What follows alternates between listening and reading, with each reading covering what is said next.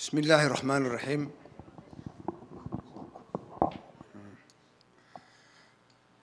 مدن يالي مروين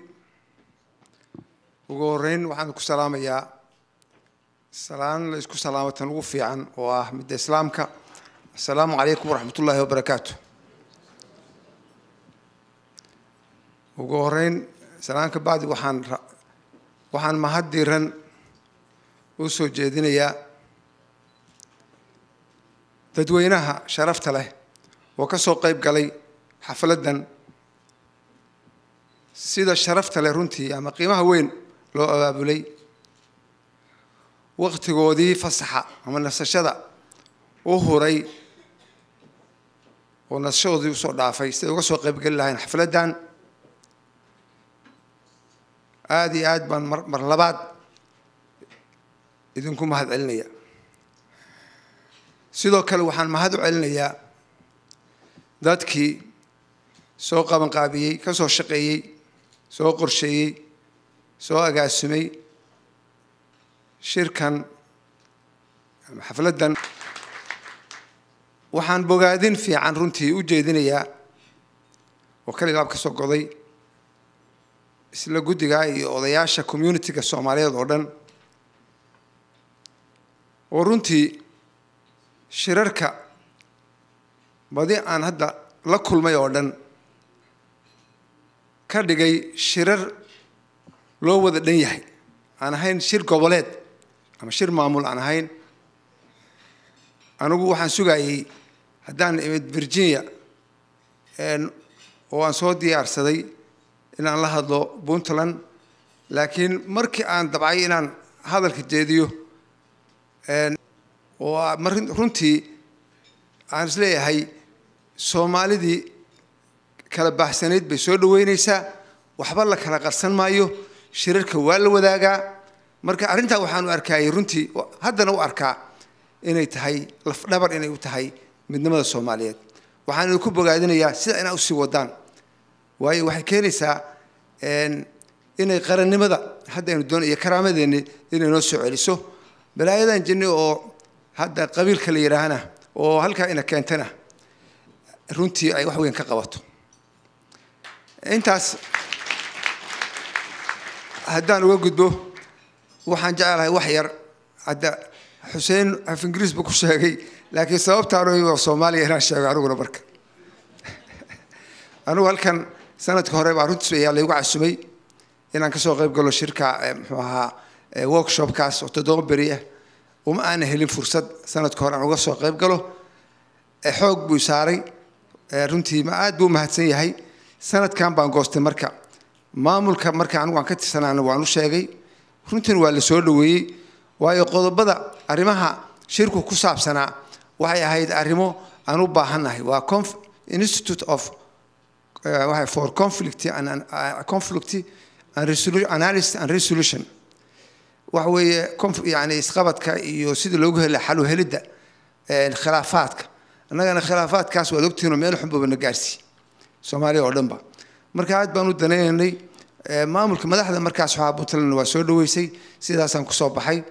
وأنا هالك شركة قريب قلي دولة بدن بعكسوا قريب قلي رنتي أنا سومالي أنا واحد لاقي وداني كريم مركز مثل أي سومالي بنطلنا واحد لاقي وحان مركز رنتي dadka dhacay dadku ma oga dhibaatooyinka Soomaaliya waxay tahay maxaa la isku hayaa maxaa u dagaalsantii baalay war hal Soomaaliya marka waanu sheegnay ma aha مثلا genocide xasuuqid Soomaaliya kama dhicin baalayiri runtii markaan fiirno waanu run way dawladdu inay ka qayb qaato bal raba xasuuqida laakiin Soomaaliya waxa ka dhacay waxa ahayd dagaal sokeeye civil war dad sokeeya walaalaha istilaayaa bay haayeen oo runtii maamulkoodina cagta mariyo baabi marka laakiin waa dadkii waa ka qancinay waxaanu markaas runtii weydiisanay shirarka in lagu qabto shirarka Soomaaliya gudaheeda ayaa weydiisan markaan saaleeyahay shirar badan baan ka qayb galay anigu runtii waayo intaan Puntland dhisin waxaan ahaa foreign secretary baan u ahaa ninka u qaabshan khaarijka jabhadda la yiraahdo SSDF marka badi shirarka Soomaaliya marka laga reebo kii carte waan ka qayb galay meel walba kuwa shirarkaas waxa lagu dhigay Qaahira Yemen Addis Ababa Djibouti shirar badan xamar waxa oo wax wada qayb gal intii runtii aanu ka qayb galaynay kulli runtii waxaanu filaynay wax lagu dhiso karaamada lagu soo celiyo laakiin nasiib daro ma ya goolka aanu doonaynay ama himilada aanu rabnay runtii oo ahayd in sharafteeni iyo karaamadana soo celiyo kama suurtoobin waxa ugu dhawaa shirkii lagu qabtay Djibouti lagu qabtay 1991 oo runtii aan lahayn marka dhibaatadu waa yareyd xamar markaas waxa ka dhacdo laakiin dawladnimadii iyo wixii waa la badbaadin karay dad badan baa ka soo qayb galay oo runtii siyaasiyiinta Soomaaliya ugu waaweynaa oo hadda qaarkood ay dhinteen shirkan iyaga jeergareynaya madax ka ahaa waxa kamid ahaa Allahu naxariistay Aadan Cabdulle Usmaan oo madaxweyne ugu horeeyay Soomaaliya waxa kamid ahaa Maxamed Ibrahim Cigaal isna waa dhintay oo jeergareynayay Cabdirasaaq Xaaji Xuseen Sheekh Mukhtaar waxa ka soo qayb galay shirka odayaal kale ay kamid yihiin Umar Macalin oo isna hadda dhintay oo ambassador ahaa